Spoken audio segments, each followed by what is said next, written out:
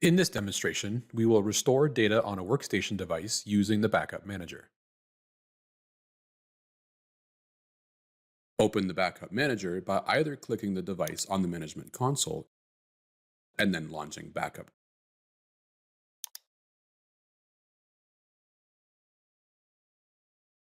Or open directly on the device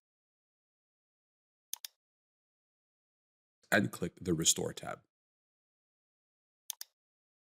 In the left pane, select a data source that has been backed up and is eligible for recovery.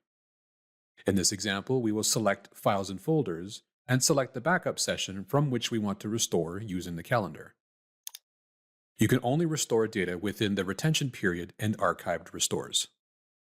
For Files and Folders, click the drop-down to expand the file and select the specific files and folders to restore. You can choose the location to restore the selected file to the original file location on the device or restore it to a new location. In this example, we will restore the file to its original location.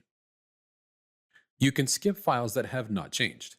Selecting this option lessens the restore time by skipping the process for unchanged files. In this example, we will leave this option unchecked. Click Restore. Choose Overwrite to restore all files, or Skip to restore only missing files. In this example, we will select Overwrite.